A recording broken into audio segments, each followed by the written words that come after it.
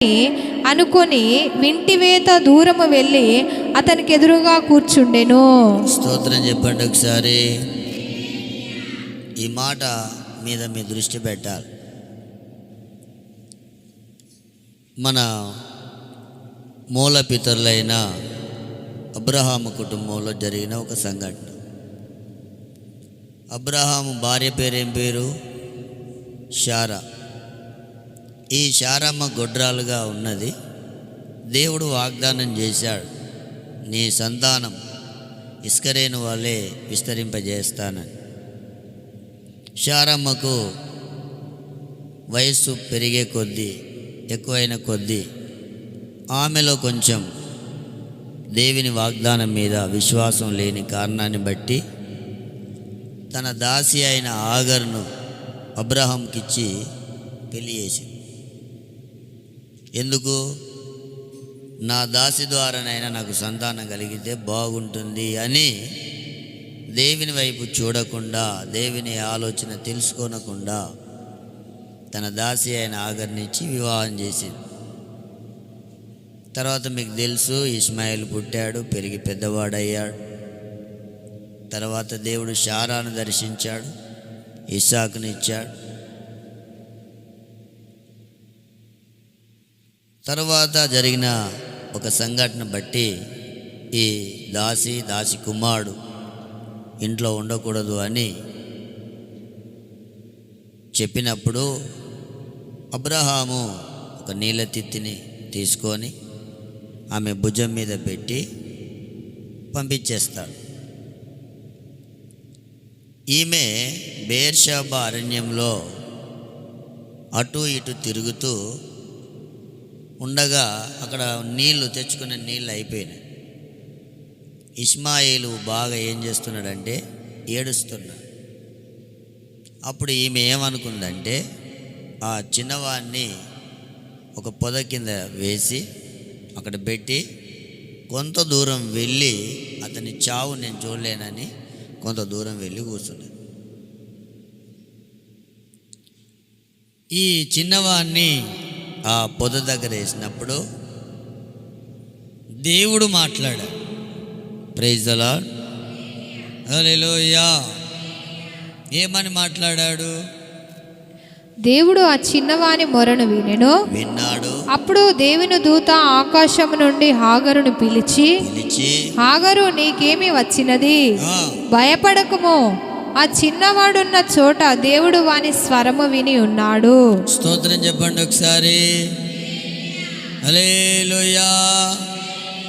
అరణ్యంలో ఎక్కడికి వెళ్ళాలో తెలియదు, అటు ఇటు తిరుగుతుంది. అటు ఇటు తిరిగితే ఉన్న నీళ్ళు అయిపోయినాయి. అరణ్యం అంటే లోకం అనుకోండి. లోకంలో చాలామంది రోజులలో గురిగమ్యం లేకుండా తిరుగుతారు. ఈమె అలాగనే తిరిగింది. కానీ ఆ చిన్నవాడిని ఆ పొద దగ్గర ఎప్పుడైతే వేసిందో, ఆ చిన్నవాడు ఎప్పుడైతే ఏడ్చాడో, ఆ చిన్నవాడున్న చోటున అతని స్వరాన్ని, అతని ఏడుపును ఆకాశమందున్న దేవుడు విన్నాడు. హల్లెలూయా. ఆ పొదే ప్రభువైన యేసుక్రీస్తుకు గుర్తుగా ఉంది. అప్పుడు అన్నాడు, చూడు అక్కడ ఒక నీళ్ళ ఊట ఉంటుంది అని చెప్పాడు. 19వ వాక్యం. మరియు దేవుడు ఆమె కన్నులు తెరిచినందున ఆమె నీళ్ళ ఊట చూచి వెళ్ళి ఆ తిత్తిని నీళ్లతో నింపి చిన్నవానికి త్రాగనిచ్చింది. అక్కడనే దేవుడు ఏం చేశాడు తెలుసా? చిన్నవాడు ఏ చోట ఉండి, ఏ పొద దగ్గరుండి ఏడుస్తూ మొర పెడుతున్నాడో ఆ మొర విన్న దేవుడు అక్కడనే ఆమె కన్నులు తెరిచి ఒక నీటి ఊటనిచ్చాడు. హల్లెలూయా. సంతోషంగా చెప్పాలి. ఎక్కడ పరిస్థితులు అనుకూలంగా లేక జీవితం మీద విరక్తి వచ్చి ఈ బ్రతుకు ఇంకా బ్రతకడం అసాధ్యం అనుకున్న సందర్భాల్లో దేవుడే ఆమె కన్నులు తెరిచినప్పుడు ఆ పొద దగ్గర ఒక ఊట అనేది వచ్చి ఆ నీళ్ళ ద్వారా అతని కుమారుడు బ్రతికించబడ్డాడు. యేసు ప్రభు కూడా అన్నాడు, నేనిచ్చి నీళ్లు త్రాగువాడు మరలా దప్పికొనడు. ఆ పొదే ప్రభు అయిన యేసుక్రీస్తు. ఆ పొద దగ్గర ఉన్న వ్యక్తి యొక్క దాహం ఏమైందంటే తీర్చబడింది. అక్కడ ఊట అనేది దొరకడము జరిగింది. నాయందు విశ్వాసం ఉంచువాడు లేదా నేనిచ్చే నీళ్లు త్రాగువాడు వాని హృదయంలో ఊరేడి నీటి బుగ్గగా ఉంటుంది. హల్లెలూయా.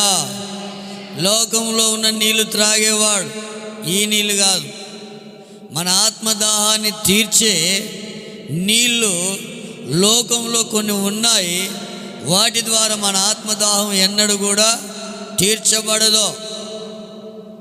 ఆత్మదాహం తీర్చబడాలి అంటే ఆత్మ కలగజేసిన దేవుని దగ్గరికి వస్తేనే ఆత్మకి ఏమవుతుందంటే తన దాహం తీర్చబడుతుంది.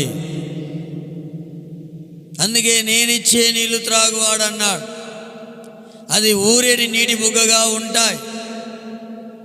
లోకంలో ఉన్న నీళ్ళు అనగా సినిమాలు కానీ, సీరియల్ కానీ, ఆహార పదార్థాలు కానీ, వస్త్రాలు కానీ, ఏది అయినా మన ఆత్మదాహాన్ని ఏం చేయదంటే తీర్చదో. ఎలాంటి పాపంలో మునిగి తేలినా ఆత్మదాహము తీర్చబడదు. ఇక్కడ సమరయ స్త్రీ గురించే చెప్పిన, ఆమె భయంకరమైన శాపగ్రస్తమైన పాప సంబంధమైన జీవితంలో ఉండి ఒక వ్యభిచార సంబంధంగా బ్రతికిన ఆమె ఆత్మకి ఏం లేదంటే తృప్తి లేదు. ఆమె ఆత్మదాహం తీర్చబడదు. కానీ యేసు ప్రభు ఇచ్చే ఆ నీళ్ళు లేదా ఊట ఊరేడి నీటి బుగ్గగా అనగా పరిశుద్ధాత్మ యొక్క జీవ జలం అనేటివి మన ఆత్మదాహాన్ని తీర్చి మనకు తృప్తిని కలగజేస్తుంది. హల్లెలూయా. సంతోషంగా చెప్పండి. నీవు నాకుండగా నీవే నా అండగా, నీవు నాకుండగా. చప్పట్లు కొట్టి పాడదాం అందరం. నీవే నా అండగా, నీవే నా, నీవే నా, నీవే నా. స్వరమెత్తి అందరూ. నీవే నా ఆత్మదాహము తీర్చిన, వెంబడించిన పండవు. నీవే నా ఆత్మదాహము తీర్చిన, వెంబడించిన పండవు. కొండల వైపు నా కన్నులెత్తి కొదువతో నేను కుమిలెదనా, కొదువతో నేను కుమిలెదనా. ఆమేన్. ఇర్మీయా గ్రంథం 17వ అధ్యాయం 13వ వాక్యాన్ని చదవండి.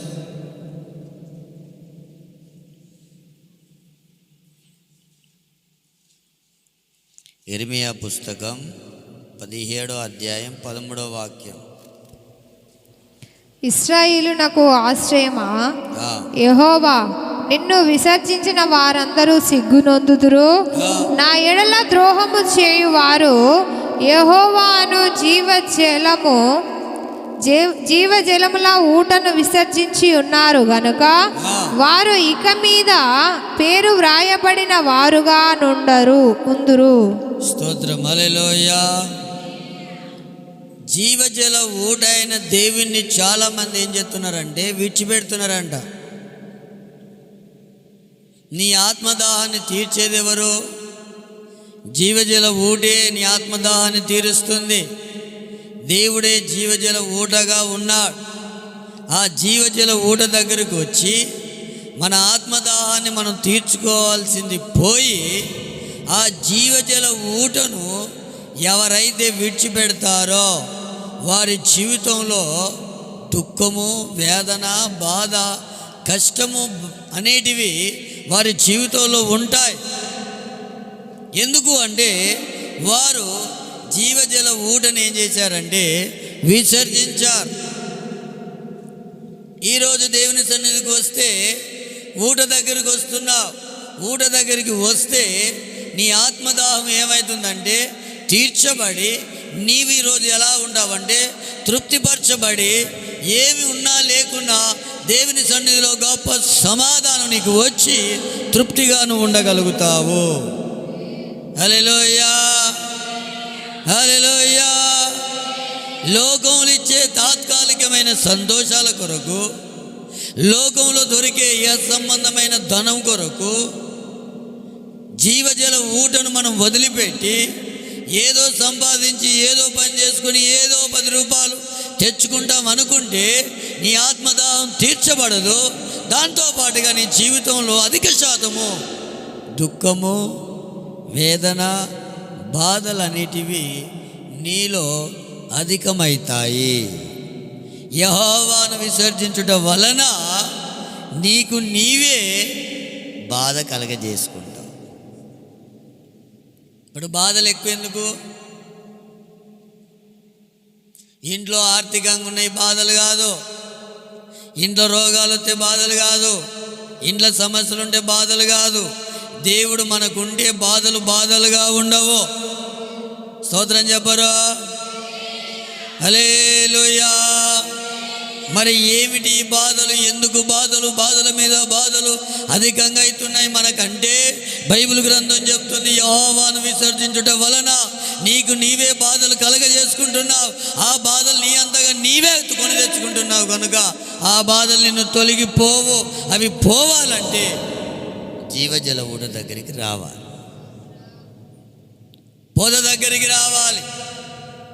ఆ పొద దగ్గర నీటి ఊట ఎప్పుడైతే దేవుడు ఆమె కన్నులు తెరిచాడో అవి కనిపించింది.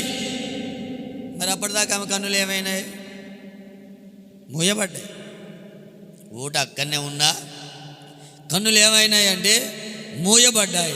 దేవుడు ఆమె కన్నులు ఏం చేశాడంటే తెరిస్తే ఆ ఊట కనిపించింది. స్తోత్రం, హల్లెలూయా. ఆమె కనిపించినందుకే అరణ్యంలో అటు ఇటు తిరుగుతుంది. దాన్ని తీర్చే దేవుడు ఇక్కడ ఉన్నాడని మన కన్నులు మరుగు చేయబడితే లోకంలో తిరుగుతాం. ఈరోజు ఎన్ని డబ్బులు ఇచ్చినా పనికి పోతాం. దాహం ఎక్కడ తీర్చబడదో లోకంలో తీర్చబడదు. దేవుని దగ్గర మన ఆత్మదాహం ఏమవుతుందంటే తీర్చబడుతుంది. సర్వకృపానిధివి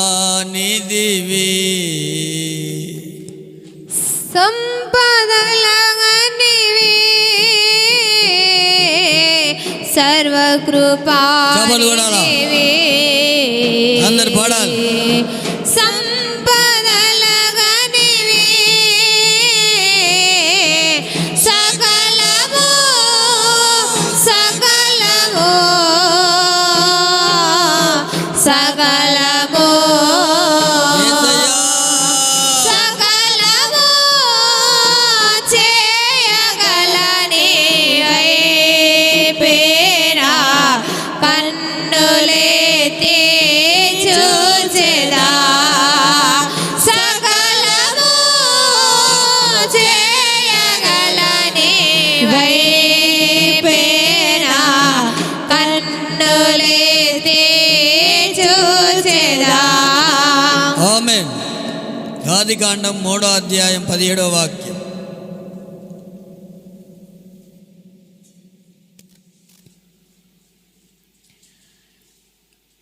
నీవు నీ భార్య మాట విని తినవద్దని నేను నీకు ఆజ్ఞాపించిన వృక్ష ఫలములు తింటివి గనుక నీ నిమిత్తము నేల శపింపబడి ఉన్నది. ప్రయాసముతోనే నీవు బ్రతుకు దినములన్నీ దాని పంట తిందువు. అది ముండ్ల తుప్పలను గచ్చ పొదలను నీకు మొలిపించును. పొలములో పంట తిందువు. నీవు నేలకు తిరిగి చేరు వరకు నీ ముఖపు చెమట కార్చి ఆహారము తిందువు. స్తోత్రం, హల్లెలూయా. ఇది గచ్చ పొద. ఈరోజు వాక్యం ఏంటంటే పొద. ఇప్పుడు ఏం పొద వచ్చింది? గచ్చ పొదలు వచ్చినాయి, ముళ్ళ తుప్పలు, గచ్చ పొదలు. ఈ గచ్చ పొదలు అనేటివి దేనికి గుర్తుగా ఉందంటే దేవుని యొక్క శాపానికి గుర్తుగా ఉన్నాయి. దేవుని యొక్క శాపానికి గుర్తుగా ఉన్నాయి. ఆదాంతో దేవుడు అన్నాడు, నీ భార్య మాట విని తినవద్దన్న పండు నువ్వు తిన్నావు గనుక నీ నిమిత్తం నేల ఏమవుతుందంటే శపించబడుతుంది. అది గచ్చ పొదలను, ముళ్ళ తుప్పలు నీకేం చేస్తుంది? మొలిపిస్తాయి. ఆ గచ్చ పొదల వలన కలిగే ఆ శాపాన్ని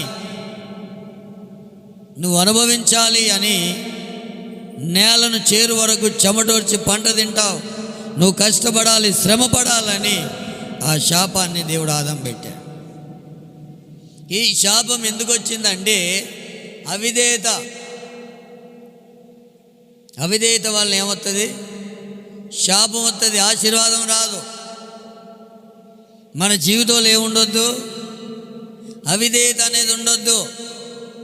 ఆ అవిధేయత ఎప్పుడైతే మన జీవితాలకు వస్తుందో అది మన జీవితంలో, మన కుటుంబాల్లో, మన సంఘంలో గచ్చ పొదలను ఏం చేస్తుందంటే మొలిపిస్తుంది. అదొక శాపం. స్తోత్రం, హల్లెలూయా చెప్పండి, హల్లెలూయా. అందుకే మనం దేవుని మాట వినాలి, మనుషుల మాట వినొద్దు. మంచి కొరకు ఆలోచన ఇవ్వాలి, తప్పుగా. సేవలో కూడా ఆలోచనలు ఇవ్వాలి, తప్పుగా. కానీ ఏ ఆలోచన అయినా, ఏ ఆలోచన అయి ఉండాలి? అది దేవుని ఆలోచన అయి ఉండాలి. దేవుని ఆలోచనే కాకుండా వేరొక ఆలోచన కనుక నువ్వు ఇస్తే అక్కడ ఆశీర్వాదానికి బదులుగా శాపం అనేది మన కుటుంబాలని ఏలబడి చేస్తాయి. ఆలోచన ఇచ్చే విధానంలో జాగ్రత్తగా ఉండాలి. ఏది పడితే అది ఎవరికి ఇవ్వద్దు. ఒకవేళ నీ ఆలోచన సరైనది కాలేదనుకో, అక్కడ కీడో నష్టం జరిగిందనుకో, దానికి రావాల్సిన శాపము, పాపం ఎవరి బాధ్యత? అందుకే దాని గురించి లెక్క చెప్పాలి. ఇప్పుడు నువ్వు ఆలోచన ఇచ్చినావు, నేను చేసిన తప్పైంది, దానికి లెక్క ఎవరు చెప్పాలి? ఆలోచన ఇచ్చిన వారు లెక్క చెప్పాలి. మన పరిశుద్ధులు చెప్పిన మాట చెప్తున్నా మీకు. ఎందుకు దేవుని సేవకుని మాట వినాలి అనేది వచ్చినప్పుడు నేను అడిగిన ప్రతిదీ పరిశుద్ధులకు ఎందుకు చెప్పి ఆలోచన తీసుకోవాలని అడిగింది. బైబిల్లో ఉంది, మీ పైన నాయకులు ఉన్నవారు లెక్క అప్ప చెప్పవలసిన వారి వలె మీ ఆత్మల్ని కాయచున్నారు. నీ ఆత్మ నేను కాస్తున్నా ఆత్మీయంగా. నేను కాపర్ని, నువ్వు ఆత్మీయంగా గొర్రెవు. నిన్ను నేనేం చేయాలి? కాయాలి. ఎలా కాయాలి అంటే రేపటి రోజున నీ గురించిన లెక్క దేవుడు నన్ను అడుగుతాడు. నీ గురించిన లెక్క నేను చెప్పాలి కనుక భయముతో, వణుకుతో దేవుడు చెప్పిన మాటల్ని ఆయన దగ్గర పొందుకొని నీకు చెబుతూ, నిన్ను బలపరుస్తూ, నిన్ను నడిపిస్తున్నాను. అయితే నేను లెక్క చెప్పాలి కనుక నేనేం చేస్తున్నానంటే మీ ఆత్మల్ని భయంతో నేను కాస్తున్నప్పుడు మీరు కూడా ఏం చేయాలంటే నా మాట విని నాకు లోబడాలని బైబిల్లో. మీ పై నాయకులుగా ఉన్నవారు లెక్క ఒప్ప చెప్పవలసిన వారి వలె మీ ఆత్మలను కాయిచున్నారు. వారు దుఃఖముతో ఆ పని చేసిన ఎడల మీకు నిష్ప్రయోజనము గనుక నేను ఏడిస్తే నీకు ఏ ప్రయోజనం ఉండదు. దుఃఖముతో కాక ఆనందముతో చేయనట్లు వారి మాట విని వారికి లోబడి ఉండుడి. వారి మాట విని వారికి ఏం చేయాలి? లోబడాలి. ఎందుకు లోబడాలి?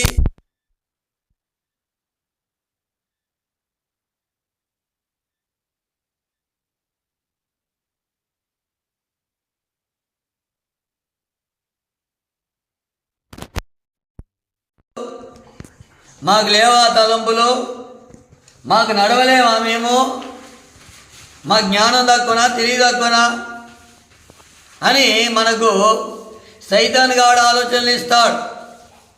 స్తోత్రం, హల్లెలూయా. సంతోషంగా చెప్పాలి. ఒకవేళ వారి మాట వినడం వల్ల దేవుని ఆలోచన ఏమైందో నీకు తెలిసిపోద్ది.